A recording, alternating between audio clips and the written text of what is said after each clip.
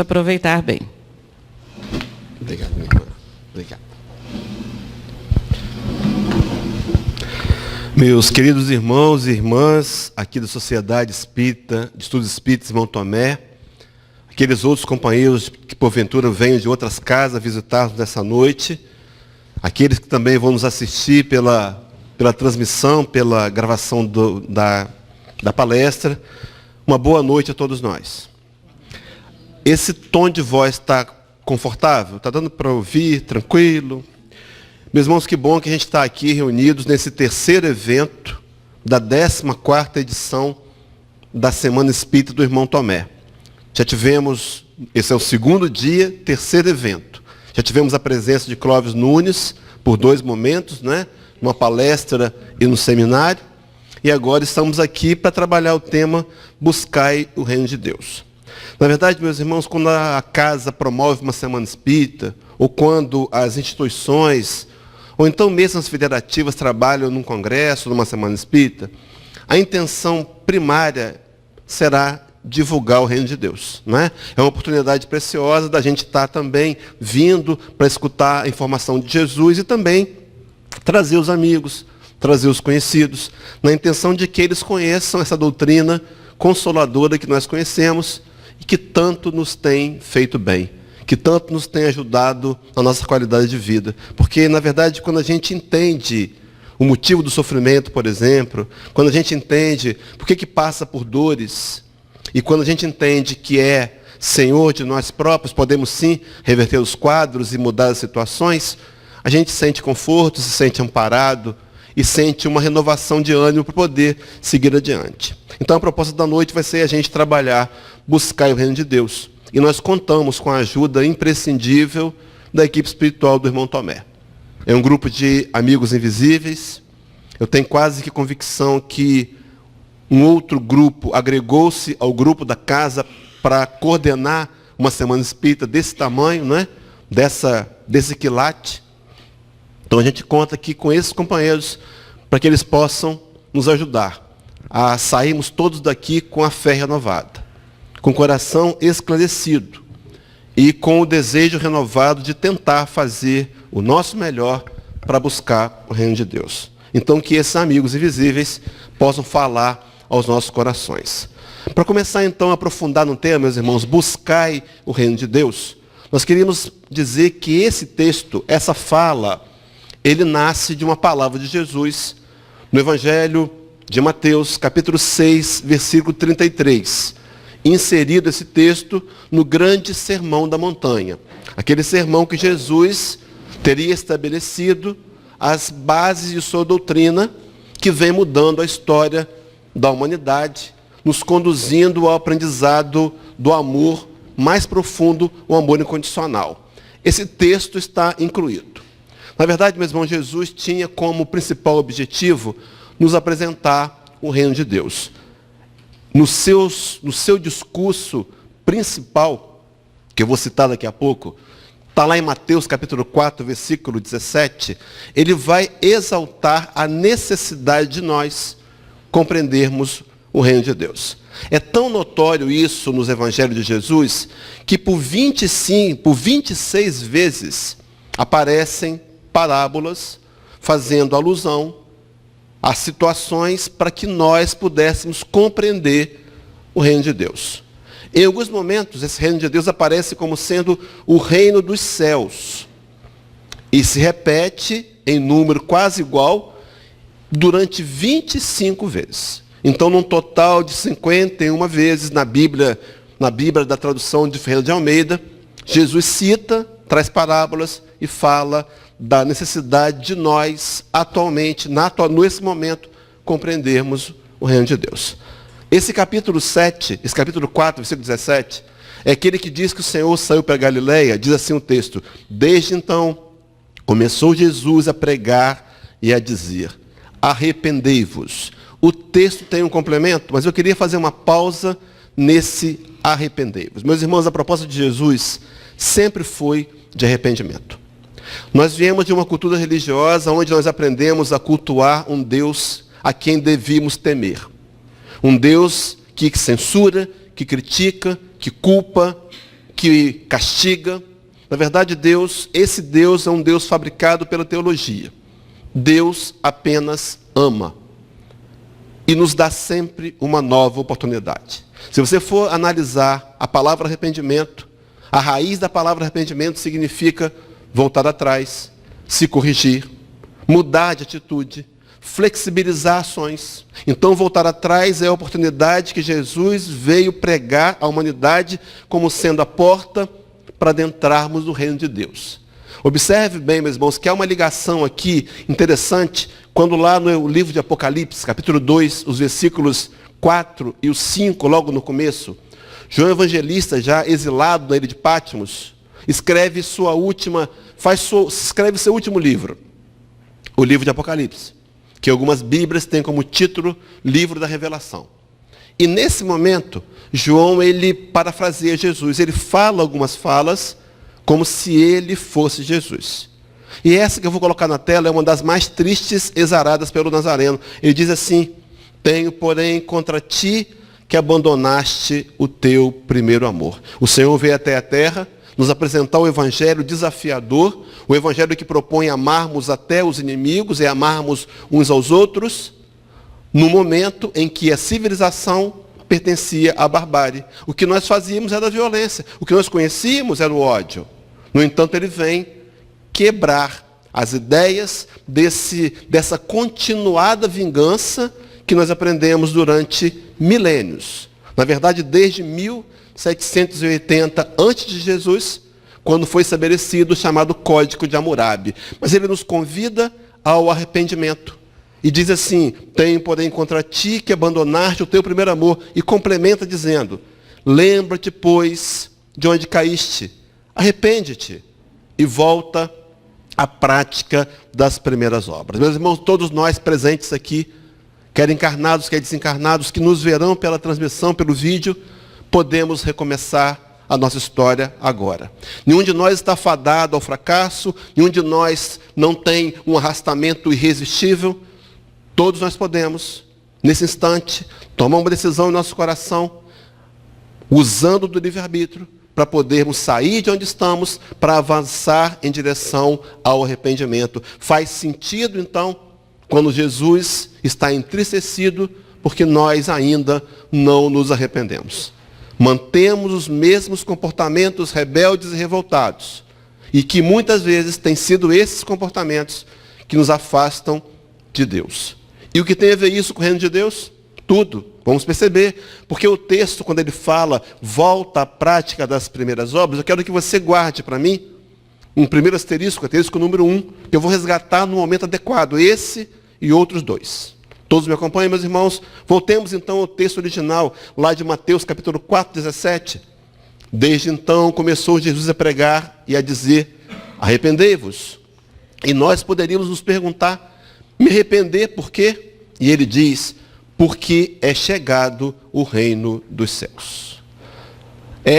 Ele falava e fala, e é essa a proposta de uma realidade espiritual. Meus irmãos, eu acho que a grande informação espírita, e a mais importante delas, crucial para a nossa mudança de comportamento, é entender que somos espíritos.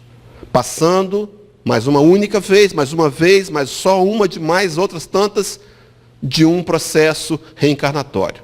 Passando pelo mundo físico para poder compreender a realidade espiritual. Somos espíritos. O Evangelho de Jesus tinha como função mostrar para a gente essa verdade.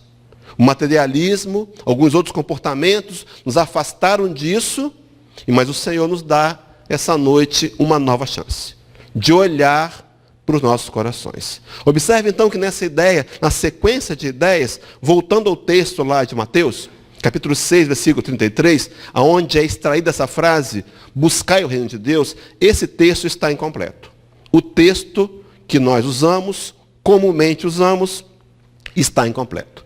E a pergunta é: será que está incompleto propositadamente? Se está incompleto propositalmente, será por quê? Será qual a intenção? Por que foi que nós alteramos ou não usamos os textos bíblicos na integralidade? Vou trazer alguns exemplos, na verdade 2, e depois vou agregar mais um, Por que a gente usa meias verdades? E construímos ideias falsas.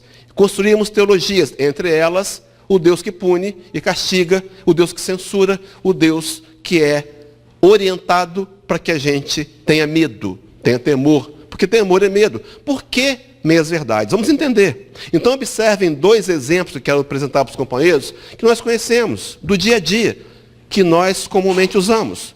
O primeiro deles é um texto que está em Mateus 6, também o Sermão da Montanha, o mesmo sermão, versículo de 6 a 13. Conta aquele momento que alguém se aproximaria de Jesus durante o Sermão da Montanha e solicitaria que ele nos ensinasse a orar. E diz: Senhor, ensina-nos a orar. E o Senhor vai apresentar para a gente a chamada oração que ficou conhecida como do Pai Nosso. Ou então, em algumas religiões, a chamada oração universal. E ele diz: vós, quando orardes, dizeis. E nos ensina: Pai Nosso que estás nos céus.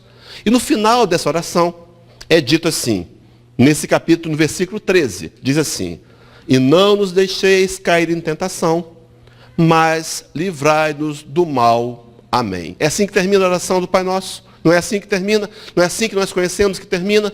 Não é verdade. Está incompleto. Na verdade, o texto complementar, o texto correto diz: e não nos deixeis cair em tentação, mas livrai-nos do mal, porque teu é o reino, o poder e a glória para sempre. Amém. Uma parte que foi omitida. Por que foi omitida? Propositalmente omitida? Propositalmente omitida? Com que intenção? Vamos analisar, meus irmãos. Vejam só. Será que seria por conta da dificuldade humana de reconhecer e aceitar a soberania de Deus? Nós, criaturas imperfeitas, nós, criaturas que ainda desafiamos a Deus, será que não seria por isso que o credo organizado, não teria inserido aquela parte da oração do Pai Nosso? A gente começa a perceber que há em nós uma real rebeldia e revolta, que tem sido impedimentos para que nos aproximemos de Deus e usufruamos do seu amor, da sua misericórdia, da sua compaixão. Não que Deus não nos ofereça, mas nós criamos um bloqueio por conta da rebeldia e da revolta. Observe então que é uma luta. É a criatura desafiando o próprio Criador. Nós imaginamos que podemos saber mais do que Deus. Não fazemos isso em nossas preces pessoais? Quantas vezes dizemos a Deus como gostaríamos que Ele fizesse, como se Ele fosse uma espécie de trabalhador do nosso ciclo de funcionários. Então nós queremos que Ele faça da minha maneira. Aprendemos isso lá atrás, meus irmãos, um estágio de rebeldia, um estágio de revolta. Guardem isso, que está atrapalhando a nossa ligação com a divindade. Na verdade, nós somos seres espirituais, já provado pelo Espiritismo, pela ciência espírita, em inúmeros momentos. Não nos cabe aqui tempo hábil para dizer, mas há inúmeras experiências, uma delas mais normal. São as reuniões mediúnicas que nós temos nas casas espíritas, aonde os chamados mortos, que não estão mortos, vêm e se comunicam, trazendo provas reais de que eles estão vivos. Então, observe, irmãos, que nesse momento, a gente começa a entender que muitas vezes é essa dificuldade da criatura aceitar a divindade. E há uma resistência. E observe que esse processo faz a gente enxergar uma luta que vemos travando há alguns séculos, talvez milênios. O império do egoísmo versus o império do amor. De um lado, o Evangelho de Jesus nos convidando a mudanças, ao arrependimento, à autocorreção, ao automelhoramento, para podermos alimentar o espírito imortal que somos. Quando o salmista lá, os filhos de Corá, escreve os Salmos 42, versículo de número 2, dizem assim: a minha alma tem sede de Deus, do Deus vivo. Ó Senhor, a quanto mais ficaria afastado da tua face? Uma necessidade que nós temos de estar próximos de Deus. Meus irmãos, olha para o seu coração. Esteja você consciente disso ou não. Há uma busca da construção do reino de Deus dentro de nós. Então observe que nessa tomada eu troquei ali, substituí esse reino do amor pelo reino de Deus. Vou colocar um segundo asterisco. Asterisco número 2, vou resgatar daqui a pouco em momento hábil. e consigamos e prossigamos. Então há uma dificuldade humana de reconhecer e aceitar a soberania de Deus. Mas há um salmo, uma parte de uma carta que Paulo escreveu a Timóteo, é a primeira carta, capítulo 1, versículo 17. A gente sabe a história de Paulo de Tarso, a gente sabe a história da amizade que ele tinha com Timóteo. Timóteo tinha um profundo reconhecimento a Paulo de Tarso. Talvez porque foi Paulo que apresentou o Evangelho de Jesus a Timóteo. E Timóteo talvez tivesse uma vida como nós tínhamos no passado, sem direção, sem rumo, com infelicidades. E agora Paulo apresenta a Timóteo Jesus. E o coração de Timóteo muda. As coisas melhoram, ele se sente melhor, ele está feliz. Então ele tinha um reconhecimento profundo a Paulo de Tarso. E é bem provável que ele tivesse um exagero, um certo exagero com relação a Paulo de Tarso. E Paulo escreve 2 cartas para ele. Na primeira carta, logo no capítulo 1, item 17, Paulo é enfático em dizer a Timóteo: ora, ao Rei dos séculos, imortal, invisível, ao único Deus seja honra e glória para todos sempre. Amém. Era Paulo dizendo para Timóteo que os reconhecimentos e os louros da vitória pertenciam ao Rei dos séculos, Jesus, e ao Deus Todo-Poderoso. Nenhum de nós, meus irmãos, deve querer para si reconhecimentos. A humildade é uma das marcas fundamentais do cristão.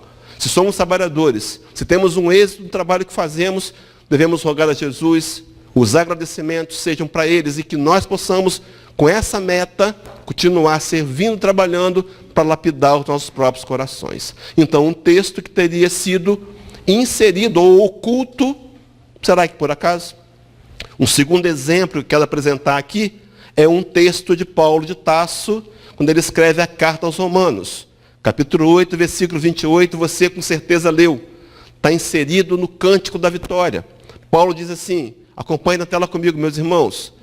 E sabemos que todas as coisas contribuem juntamente para o bem daqueles que amam a Deus. Terminamos aqui? Terminamos aqui. Convencionalmente terminamos aqui, mas há um complemento. Esse texto está incompleto também. E o complemento diz assim: sabemos que todas as coisas contribuem para o bem daqueles que amam a Deus, vírgula, daqueles que são chamados por seu decreto. Será que nós omitimos esse chamamento, esse convite ao trabalho, esse convite à atividade no bem? Omitimos por quê? Será que foi porque a gente negligencia? Ou então porque a gente se sente incapaz pela imaturidade espiritual de assumir responsabilidades? Então a gente começa a criar textos, criar teologias para nos isentar dos nossos deveres. Na verdade, meus irmãos, nós queremos sempre os nossos direitos. Pensamos em direitos. Mas será que temos compreendido que temos deveres? Será que compreendemos em profundidade a ideia da lei de causa e efeito? Meus irmãos, nenhum de nós aqui é vítima, nenhum de nós está aqui por acaso, todos nós somos resultados de escolhas e atitudes do passado. Será que eu não consigo racionalmente olhar para a minha vida e olhar os resultados e perceber que se eles não me fazem uma pessoa feliz e satisfeita, eu deveria trabalhar por mudar os investimentos? Sim, porque, segundo Benjamin Franklin, seria uma insanidade continuar repetindo aquilo que sempre fizemos e esperar um resultado novo. É uma insanidade. Então é preciso compreender que nós somos resultados, mas nós podemos nos arrepender e fazer novas escolhas. Nós podemos, meus irmãos, qualquer um de nós, encarnados ou desencarnados presentes aqui, podemos recomeçar a fazer a nossa história agora. É uma fala profunda de Chico Xavier, quando ele disse que ninguém pode voltar atrás e fazer um novo começo. Eu te convido a perdoar-se, a deixar para trás a sua história, seus delitos, suas falhas, suas faltas. Mas Chico complementa dizendo, mas qualquer um pode recomeçar agora e fazer um novo fim. Arrependimento é começar de novo. E a partir de hoje, um projeto diferenciado para obter resultados diferentes. No entanto, nós fugimos da responsabilidade. E por conta disso, criamos teologias como, por exemplo, o salvacionismo, aonde nós instituímos uma ideia extraída de textos da Bíblia soltos e incompletos, sem nenhuma censura, apenas observações. Criamos uma doutrina onde Jesus morreu em nosso lugar.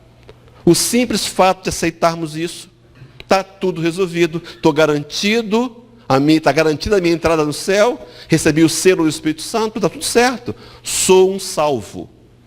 Mas não preciso trabalhar para mudar o meu caráter. Daí nós temos visto na mídia televisiva e na internet também uma cena, há alguns anos atrás, onde um grupo de políticos religiosos fizeram a chamada oração da propina, agradecendo a Deus o êxito da corrupção. Mas acreditavam, porque nós queremos, meus irmãos, facilidades. Além disso, criamos a ideia dos milagres. Não preciso fazer nada e Deus fará tudo. Meus irmãos, Deus não faz a parte que lhe cabe. Ele não fará a sua parte. Ele não quer fazer a sua parte. Poderia até, de forma ousada, dizer que ele não pode fazer a sua parte. Você precisa fazer a sua parte para que Deus complemente e faça a dele. Mas inventamos os milagres. Então eu oro pedindo a Deus um emprego, mas não distribuo currículos, não digo aos amigos que estou desempregado, não faço nenhum esforço a mais. E espero que o empresário vá à minha casa, bata a minha porta para me oferecer um emprego. Não vai acontecer, meus irmãos, milagres não acontecem. O milagre que acontece na visão espírita é o chamado milagre participativo. Eu faço a minha parte e Deus fará a parte que lhe cabe. Então eu posso sim agradecer a Deus a oportunidade de desemprego, distribuir meus currículos e pedir ao Senhor, se for da tua vontade, que eu consiga um trabalho. Está aqui os meus currículos, estou entregando. Abençoa esse que eu vou entregar naquela empresa. Para a gente poder conquistar então o apoio e a ajuda da divindade. Observe então que nessa tocada de ideias, nós viemos querendo facilidades e privilégios. Então nós omitimos a parte que nos cabe a responsabilidade pessoal. Por acaso? Não, meus irmãos, não foi por acaso, não. Um sistema teológico que quer manipular as pessoas pelo medo. Um sistema teológico buscando auferir valores financeiros. Vender salvação, no passado vender indulgência. Vender. Literalmente fizemos a religião um comércio. Então essa fuga sistemática, os compromissos espirituais assumidos, repetidos, durante encarnações. Daí o Senhor, para finalizar essa parte dos exemplos, capítulo 16 do livro de Mateus, versículo 17, ele vai dizer, a cada um segundo as suas obras. Meus irmãos, aqui é muito claro, nós receberemos de acordo com aquilo que fizermos, a cada um segundo as suas obras. Guardem esse segundo as suas obras também. Vamos linkar com aquele primeiro. Observe então qual é a intenção dessa frase não ter sido ventilada completa. Buscai o reino de Deus. Há um complemento. Vamos analisar o complemento? O texto completo, o versículo inteiro, diz assim, esse texto incompleto. Buscai primeiro o reino de Deus. Vou explicar cada um dos itens. E a sua justiça, omitimos isso. Por conta, talvez, da necessidade de não assumir compromisso. E arremata, e todas as demais coisas vos serão acrescentadas. Esse é o texto completo. Vamos entender, meus irmãos, por que, onde foi, por que omitimos algumas partes dele. Vamos começar com essa ideia, com ele completo agora, do primeiro. O que é buscar primeiro? O que é primeiro, meus irmãos? Há traduções da Bíblia que dizem, buscai primeiramente o reino de Deus. Pode ser que seja a sua tradução. Uma das 23 traduções oficiais da Bíblia no Brasil. Buscai primeiramente. Buscar primeiramente é buscar em primeiro lugar. É buscar acima de tudo. É buscar antes de tudo. Então Jesus está dizendo para a gente uma ordem que deveríamos buscar primeiramente o reino de Deus. Então ele está dizendo que a nossa prioridade, entenda, meus irmãos, com o coração aberto e mente abertas. Ele está dizendo para a gente que seres imortais, passando pelo mundo material, que do mundo material ele não leva nada, ele só vai levar o que ele usar em benefício do espírito imortal, deveria buscar primeiro o reino de Deus. Responda para o seu coração. Será que eu tenho priorizado a busca do reino de Deus? Se nós formos na literatura espírita, no capítulo 23 do Evangelho segundo o Espiritismo, capítulo 27, que fala de preces, há uma parte do capítulo, não exatamente nesses termos, mas diz o benfeitor espiritual Allan Kardec, que a coisa mais importante que nós deveríamos rogar a Deus, e todos os dias, deveria ser a nossa melhoria moral. Então nós percebemos, como espírita que somos, que a prioridade deverá ser buscar o reino de Deus, a construção de valores e virtudes do espírito imortal, via matéria. Porque a matéria, meus irmãos, ela é perecível, a matéria é instável, a matéria passa. Infelizmente ou felizmente, você vai morrer, e eu também, tomara que demore, mas você vai morrer. Um dia, nossos corpos voltarão a ser simplesmente pó. Morreremos, mas o que nós fizermos com o corpo por meio dele, teremos conquistado valências no espírito mortal. Então a proposta de Jesus é buscai primeiro o reino de Deus. Quando Allan Kardec inquire, me parece que a questão 166 ou 165 do Livro dos Espíritos, Kardec pergunta aos espíritos superiores, qual a importância, quem é mais importante? O corpo ou o espírito? A resposta dos benfeitores espirituais é muito dura. Até porque tem que ser assim, para a gente poder de uma vez por todas compreender que somos espíritos. Dizem eles assim, olha, o teu espírito é tudo. Teu corpo é como uma veste que apodrece. Eis tudo. É assim que dizem, dizendo para a gente que teremos que aproveitar bem a oportunidade da existência material concedida por Deus para nos ajudar a evoluir como espíritos imortais. Então, buscai primeiro o reino de Deus. Há uma fala no livro de Mateus, ainda capítulo 6, agora no versículo 20. Só o começo diz assim, mas ajuntai para vós tesouros nos céus. Ela diz dizendo para a gente da importância de angariar recursos do céu.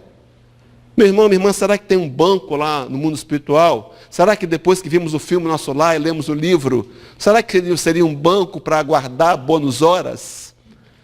Qual a intenção? O que significa juntar tesouros nos céus? Será que não seria angariar recursos imperecíveis do espírito mortal? As valências tais quais aprender a amar, aprender a perdoar, a desenvolver a paciência, a tolerância, a camaradagem, a honestidade, a amizade sincera, não seriam valências que nós conquistaríamos e levaríamos para a nossa eternidade, para a nossa imortalidade? Observe então que o texto diz, e guardem para mim o terceiro asterisco então. Guardados os três, vou resgatá-los aqui alguns minutos. Vamos lá então. Buscai primeiro o reino de Deus. Dizendo da necessidade de você e eu priorizarmos a busca do que de fato é importante. Mas vamos avançar. Então ele diz, buscai. O verbo está no imperativo. É o imperativo do verbo buscar. Eu fui analisar o que significa buscar. Eu fui conceituar. Meus irmãos, olha só. Buscar significa pesquisar, analisar com minúcia, examinar exaustivamente. Examinar exaustivamente, primeiro, o reino de Deus. A compreensão das verdades espirituais que afetam diretamente a nossa paz, a nossa felicidade e a nossa harmonia interna. E enquanto nós continuarmos tentando matar a sede da alma com a matéria, iremos nos frustrar constantemente. Observe que ele diz então ainda, com relação a essa questão de buscar e examinar exaustivamente, eu fiz um link com a introdução do Livro dos Espíritos, no item 8 da introdução, onde Kardec vai dizer que o Espiritismo deveria ser estudado com continuidade, regularidade e recolhimento. Ele diz que isso seria indispensáveis atitudes para compreendermos o Espiritismo. Meus irmãos, o que é o Espiritismo? Uma doutrina que visa resgatar o Evangelho de Jesus, que lá atrás nós não compreendemos e deturpamos. Como? Fazendo enxertos na literatura bíblica, ou então trazendo frases pela metade. Uma delas nos levou a construir uma guerra. Meus irmãos, observem a lógica infeliz. Final do século XI, A igreja era o Estado, e nós lemos na Bíblia. Alguém leu, quem sabe nós, não vim trazer a paz, mas a espada. E deduzimos, espada não é para cortar churrasco, não é para ser usado na cozinha e nem para fazer barba. É uma ferramenta de morte. Então deduzimos que Jesus nos mandou matar. Se lêssemos o texto completo, não faríamos a guerra, porque o complemento vai falar de divisão, de uma doutrina nova que era pregada de amor no mundo da barbárie, aonde dividiriam numa casa, se forem 5, 3 estarão contra 2 e 2 contra 3, pai contra filho, filho contra pai, nora contra sogra. É isso que ele diz. Mas nós interpretamos e fizemos uma guerra gananciosa em nome de Jesus. Mas observe então que é indispensável a continuidade, o esforço do aprendizado, a disciplina, o recolhimento, o comprometimento. Mas ele ainda conceitua buscar como sendo esforçar-se excessivamente para encontrar algo ou alguém. Buscai primeiro o reino de Deus. Meu irmão, minha irmã, nós viemos aqui para olhar o nosso próprio coração. Qual o seu grau de esforço, primeiro, para encontrar o reino de Deus? Qual tem sido a intensidade da sua busca para encontrar o reino de Deus, que daqui a pouco eu vou dizer onde ele está e nós já sabemos. Observe então que o complemento, ele vai conceituar reino de Deus. O que é esse reino de Deus então? Que reino é esse? Aí vem o texto que eu quero trabalhar, os 3 asteriscos. O primeiro que fala, volta à prática das primeiras obras. O segundo que fala do império do amor como sendo um sinônimo do império, do reino de Deus. E a terceiro texto, ajuntai tesouros nos céus. O texto para ele elucidar a mensagem única e clara de Jesus está em Lucas capítulo 17, versículo 20 e o versículo 21. Aonde o Cristo vai dizer assim: e interrogado pelos fariseus sobre quando havia de vir o reino de Deus, respondeu-lhes e disse. Meus irmãos, aqueles homens pensavam no reino material. Os seus próprios discípulos, até um determinado momento, pensavam que o Cristo iria instalar um reino material, que pudesse devolver aos judeus, aos hebreus, o domínio de suas próprias terras. Terras essas que eles teriam conquistado, que não lhe pertenciam também naquele momento anterior, a terra de Canaã. Mas ele então está dizendo, quando virá esse reino? Quando foi indagado, o Cristo respondeu. Talvez para aqueles homens, aqueles dias, uma resposta que lhes fugiu o entendimento, mas que para hoje nós, numa nova oportunidade de ouvir a resposta, pode soar diferente. Porque nos convida ao arrependimento, nos convida a permitir que esse reino seja desenvolvido em mim. Observe a resposta de Jesus. O reino de Deus não vem com aparência exterior. O reino de Deus nem dirão, ei-lo aqui ou ei-lo ali. Porque eis que o reino de Deus está dentro de vós. A construção do reino de Deus de nossos corações. A busca pelos valores espirituais como sendo a construção primeira dos nossos próprios corações. A ideia, então, da proposta de Jesus, que nós esquecemos do passado, que agora é renovada pelo Espiritismo, nos convida a uma tomada de consciência da realidade espiritual. Meus irmãos, eu sei que você está sentindo, pode estar sentindo o que nós sentimos comumente. Uma luta interna. Porque a matéria, ela engana a gente. A matéria, ela engoda. A gente pensa que é um ser material e vive uma vida inteira como se fosse um ser material.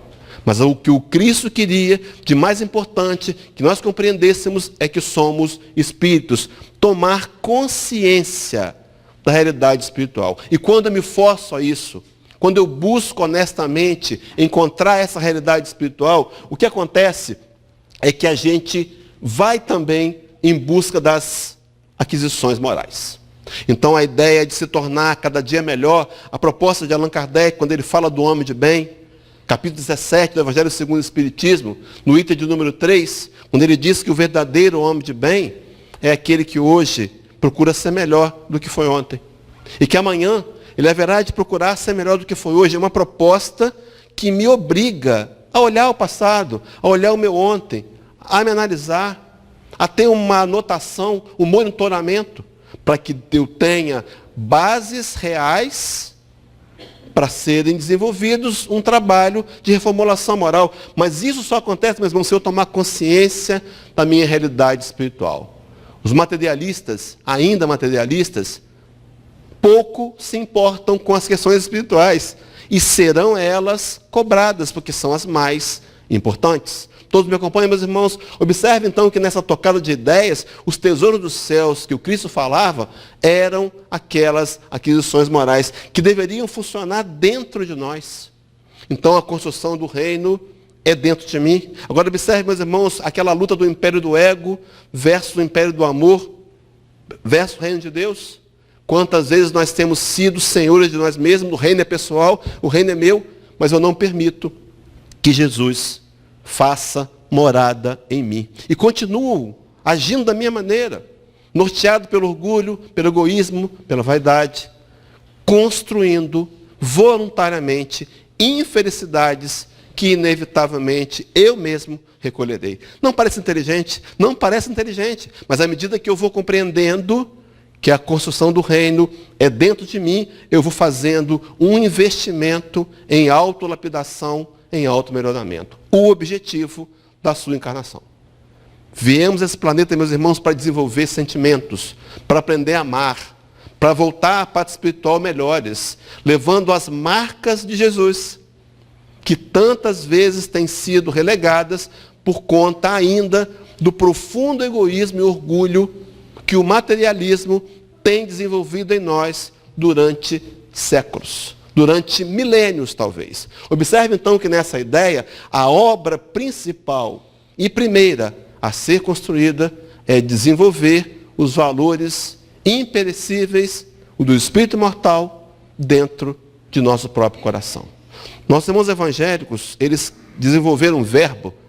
Não são só eles que criam um verbo, não. Nós espíritos também criamos verbos. Nós criamos o verbo, por exemplo, cristianizar é um verbo espírita. Mas eles criaram o verbo entronizar. É quando eles nos convidam a deixar que Jesus tome conta, sente no trono do meu coração. Quantas vezes mais, meus irmãos, cristãos da boca para fora, quantas vezes mais, cristãos de fachada, cristãos que repetimos comportamentos, excelentes religiosos em muitas encarnações e muito pouco espiritualizados. Quantas vezes mais, meus irmãos, vamos nos iludir, porque inevitavelmente os resultados que colheremos não serão os melhores. Talvez seja a hora de começar a entender que o momento, esse momento, agora, esse instante, é o melhor momento da minha história de vida. É o melhor momento da minha história de espírito imortal. Porque agora eu posso tomar decisões. Eu posso agir de forma contrária. Eu posso reverter o quadro. Eu posso fazer correções. Eu posso me arrepender e permitir que o reino de Deus se instale dentro de mim. Todos me acompanham, meus irmãos? Observe então, para a gente dar sequência, buscai primeiro o reino de Deus e vem a pergunta, talvez a principal da palestra. Como podemos efetivamente fazer esse reino dentro de nós? A resposta, meus irmãos, está exatamente nas falas de Jesus, no mesmo complemento do versículo 6, 33 do capítulo 6 de Mateus, Sermão da Montanha. Diz Jesus: buscai primeiro o reino de Deus e a sua justiça. Buscar a justiça de Deus trará alívio aos nossos corações, nos trará compreensão de que nenhum de nós está passando pelo que passa por acaso. Todas as dificuldades que enfrentamos hoje, qualquer tipo de dor, seja física, seja moral, seja financeira, qualquer tipo de dor familiar, elas têm por detrás uma meta educativa para construir o reino de Deus no coração do espírito imortal. Compreende, meus irmãos? Observe então que ele nos orienta a buscar então a justiça de Deus. E essa justiça de Deus, meus irmãos, precisa para ser buscada de compreensão. Então, quando eu compreendo a visão espírita com relação a Deus, por exemplo, vou colocar na tela, nós começamos a pensar diferente. Porque é muito fácil nos colocarmos de vítimas. É muito fácil encontrar aqueles culpados pelas mazelas que eu vivo hoje. Difícil é ter a coragem de olhar os nossos próprios corações. Difícil é ter a coragem de olhar para a gente mesmo e só buscar a minha parcela de contribuição no enredo funesto que eu vivo hoje. Eu preciso ser, no mínimo, maduro para olhar o meu coração.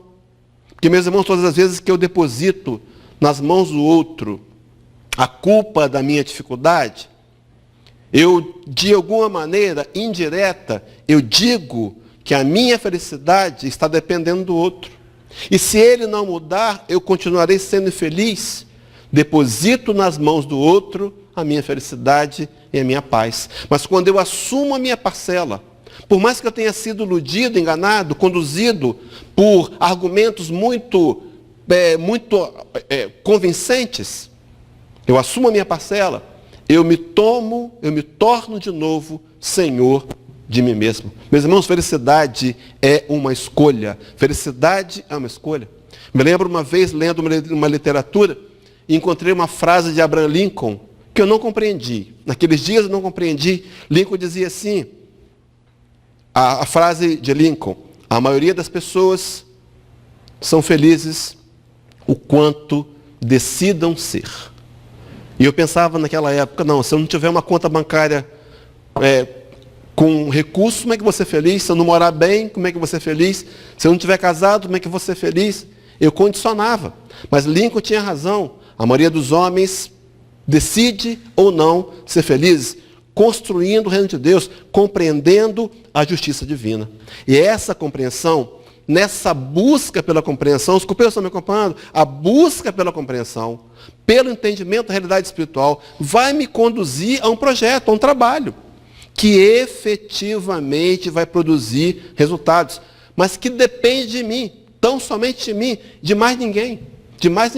Mas se eu não fizer a minha parte, os resultados não surgirão. E não importa a revolta, a rebeldia, não importa ficar zangado com Deus, não importa.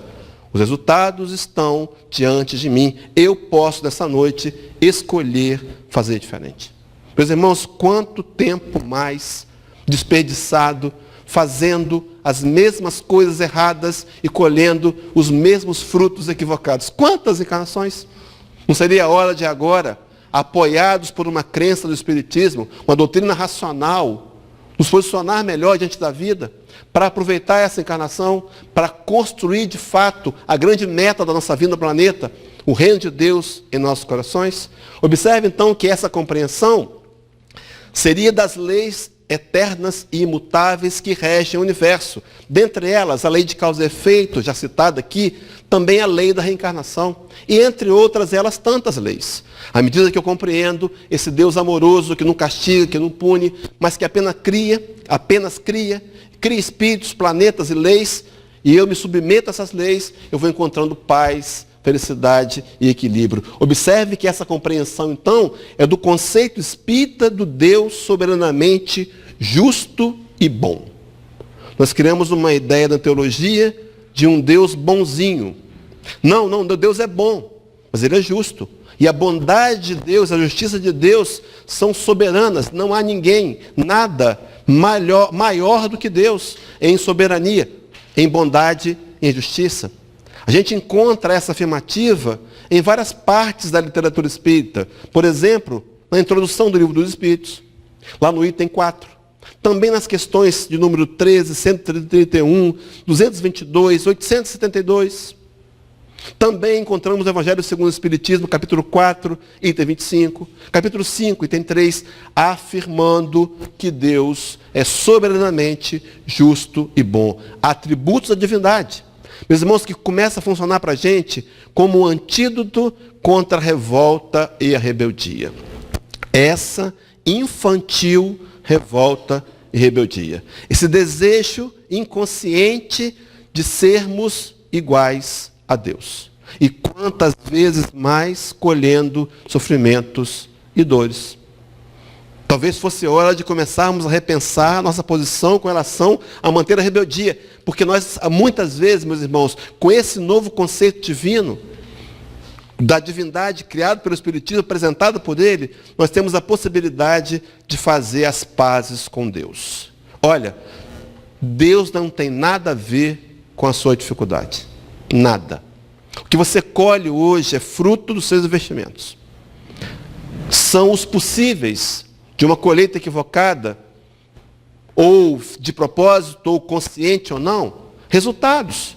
Mas quando eu entendo isso, ao invés de me zangar com Deus, eu aceito a minha realidade, refaço as pazes com Ele e começo a contar com Jesus e com Deus para poder vencer, para poder passar pelas dores que são tão reais e naturais em cada um de nós. Meus irmãos, a revolta só nos fez afastar de Deus.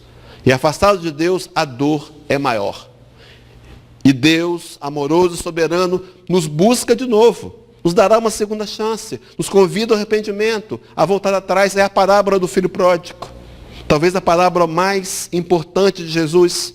Porque ela conta toda a saga da humanidade. Ela conta o homem, o filho que se rebela contra Deus. Que pega parte da sua herança e vai gastar numa terra longínqua dissolutamente. A terra longínqua é o mundo material. Ele esquece de investir no espírito imortal que ele é. Mas chega uma hora que a matéria falha e ele sofre, ele sente dor. Ele vai comer junto com os porcos. E se arrepende. E volta e diz, vou voltar para o meu pai. E vou dizer, pai, pequei contra os céus, perante ti. Não sou digno de ser chamado teu filho. Me faz pelo menos como um trabalhador teu. E volta. E esse pai está à beira do caminho, esperando para um abraço. E faz uma festa. Deus nos esperando, meus irmãos. Esperando a minha maturidade espiritual. Esperando o meu momento da ficha cair. Esperando o meu momento de entender que a matéria não será capaz de matar a sede da alma. Tente mais uma vez. Fracasse mais uma vez. Não poderemos. Então ele vem nos convidar ao arrependimento. A fazer as pazes com Deus e dizer, Senhor, se eu passo por isso, é porque eu mereço. Ajudai-me a passar por isso, me dá força para passar por essa questão, me ajuda a encontrar soluções e respostas. Mas afastados de Deus, nos tornamos presas fáceis de um descontrole emocional e muitas vezes somos levados ao desespero e até ao suicídio. Induzidos por pensamentos de inimigos do passado, agora desencarnados. Observe, irmãos, então, que nessa proposta, quando eu tenho compreensão de buscar o reino de Deus em primeiro lugar, eu abro uma possibilidade de ajustar a minha vontade, a vontade sábia e soberana de Deus. A vontade divina. Meus irmãos, Deus quer para você o melhor. Ele sabe o que é melhor para você. Talvez o que você esteja pedindo não seja conveniente, não seja o adequado agora. Entenda isso. Há leis que regem o universo, que nos regem, e que nós precisamos aderir a elas voluntariamente para poder encontrar felicidade, para encontrar harmonia, paz, contentamento, felicidade. Vemos no momento atual, onde a gente não consegue estar contente com nada, as pessoas não estão satisfeitas, há uma busca constante pelo que está faltando e uma insatisfação constante. Quando eu encontro a razão da minha vida, a construção do reino de Deus no meu coração, eu entendo, de uma vez por todas, aonde eu preciso trabalhar e priorizar investimentos. É a questão 799, Livro dos Espíritos. Kardec pergunta assim, a espiritualidade, como pode o espiritismo contribuir para o progresso? E os benfeitores respondem, destruindo o materialismo, que é uma das chagas da sociedade. Ele faz com que o homem perceba aonde se encontra os seus verdadeiros interesses. Meu irmão, minha irmã, o seu verdadeiro interesse, o mais profundo, o que deveria vir em primeiro lugar, não são linkados à matéria. A matéria sim faz parte. Não vamos desprezá-la, não. Ela é uma ferramenta poderosa para trabalhar o espírito mortal. Mas a prioridade da vida deveria ser a busca do reino de Deus em nossos corações. A busca pela felicidade. Daí Allan Kardec, na questão 614, quando está inquirindo os amigos espirituais, ele pergunta sobre a questão, sobre a lei natural, sobre a lei de Deus. Os benfeitores dizem a Allan Kardec que o homem só é infeliz quando ele se afasta das leis de Deus. Então, qual é o nosso trabalho? Buscai o reino de Deus em primeiro lugar e a sua justiça. Compreender as leis de Deus e nos desafiar a aplicar a vida para poder colher felicidade. Mas queremos encurtar o caminho, queremos felicidade na beleza, na riqueza. Não vai acontecer, meus irmãos, não acontecerá. Será um trabalho profundo que passa por esforços, dedicação, pelo compromisso de olhar para o nosso próprio coração e construir em nós mesmos o reino de Deus. Avançando, meus irmãos, então, por conta do relógio, buscai a justiça de Deus, buscai o reino de Deus e a sua justiça, e todas as demais coisas vos serão acrescentadas. Meus irmãos, ele está dizendo, o texto da Bíblia, a tradução está correta, que todas as demais coisas vos serão acrescentadas se eu buscar primeiro o reino de Deus e a sua justiça. Meu irmão, minha irmã, responda para você rapidamente. O que está faltando? O que você está buscando? O que está faltando? O que é material que está faltando? Busca primeiro o reino de Deus e a sua justiça. E todas as demais coisas vos serão acrescentadas. Há uma tradução da Bíblia, até conversava com o Roberto mais cedo, ele citou essa. E todas as demais coisas vos serão dadas por acréscimo. Dadas por acréscimo. Observe então que essas coisas que ele está falando são quais? Quais são as demais coisas? Os companheiros lembram do contexto? Dizia Jesus aos seus discípulos: por que andais ansiosos pela vossa vida? Pelo que haveis de comer? Pelo que haveis de beber? Não são as aves do céu tão pequenininhas e quase que insignificantes? E Deus, o Pai Celestial, não as alimenta? Por que estáis ansiosos pelo que haveis de vestir? Não são os lírios do campo tão lindos que rapidamente são queimados pelo sol? E nem Salomão, em toda a extensão da sua riqueza, se vestiu como um deles? Como Deus não nos dará também todas as coisas? Meus irmãos, ele falava das questões materiais. Ele falava do sustento material, sim, do emprego, do relacionamento. Ele falava da casa, ele falava de coisas físicas, sim, mas para abrir a porta do mundo material, eu preciso primeiro buscar o reino de Deus. Parece fácil de compreender, não é? Mas é difícil porque a gente não consegue assimilar, porque é uma barreira em você e em mim. Porque nós não ainda entendemos que precisamos nos dedicar profundamente às conquistas, primeiro, do espírito imortal. Então ele está dizendo que todas as coisas, meus irmãos, todas, é sem exceção alguma. Todas as coisas vos serão acrescentadas. Buscai primeiro o reino de Deus e a sua justiça, e todas as demais coisas vos serão acrescentadas. Todas vos sobrevirão, vos virão, dadas por acréscimo. Se você pegar as traduções da Bíblia, né, aqui muda, o dada, a retribuição muda, vários textos mudam, várias palavras mudam, mas o ensinamento é um só. Nos convidando a olhar os nossos corações, honestamente, se não compreendemos ainda, nos esforçar por compreender que somos espíritos imortais, passando pela experiência física, para que esse sentimento, essa clareza, essa tomada de consciência, nos motive a fazer os investimentos imperecíveis, os mais necessários, para desenvolver os valores no espírito imortal. Hoje pela manhã nós estávamos em Batiba, fizemos uma palestra lá, retornamos agora há pouco, e eu contei uma história que eu já contei aqui em outra oportunidade. A história de um milionário americano que quis conhecer um guru lá nos mais afastados recantos da Índia. Esse guru tinha uma fama. Ele respondia qualquer pergunta. Se você perguntasse, vou casar ou não, ele respondia. Ele sentava, meditava e tinha um dom. E o guru tinha um questionamento. E o milionário tinha um questionamento. E marcou uma audiência com o guru.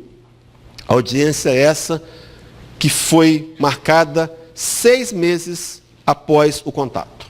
De tão grande que era a agenda daquele guru. Todo mundo querendo saber do futuro. Chegou a data, aquele homem tomou um avião na América, foi para a Índia, entrou num transporte muito rústico, empoeirado, e chegou numa aldeia extremamente pobre. E quando apresentaram a casa do guru, que ele olhou, ele ficou espantado. Um casebre. E quando ele entrou, se espantou-se ainda mais. Só tinha no chão uma esteira e uma moringa com um pouco de água. E aquele milionário impressionado, esqueceu que só podia fazer uma pergunta. Olhou para o guru e disse: onde estão os seus móveis? Perdeu a pergunta que ele trouxe, não é? Onde estão os seus móveis? Teve que marcar daqui a 6 meses. Onde estão os seus móveis? O guru olhou para ele, abriu, regalou o olho e disse: o que são móveis? O milionário deu um passo atrás e o guru devolveu a resposta, a pergunta: e onde estão os seus móveis? O milionário olhou para ele e disse: eu não os trouxe, eu estou aqui de passagem. E o guru lhe disse: eu também estou aqui de passagem. Meus irmãos, estamos aqui de passagem. Rápida. Está passando rápido? Está passando rápido. A vida está correndo. Aceleradamente. Não é você que está sentindo, não. Isso é um fato. Será que eu tenho aproveitado bem esses momentos, essas possibilidades, como essa de agora? Um convite a repensar o meu mundo íntimo. Um convite a pensar em espiritualização. Um convite a pensar em buscar o reino de Deus. Será, meus irmãos, que eu tenho compreendido que é essa a meta da minha existência? Não viemos ao planeta para ficar ricos. Se ficamos, podemos usar muito bem desse recurso. Não viemos aqui para isso. Viemos aqui para usar de qualquer outro benefício externo para desenvolver o reino de Deus em nossos corações. Há um texto de Mateus capítulo 4, versículo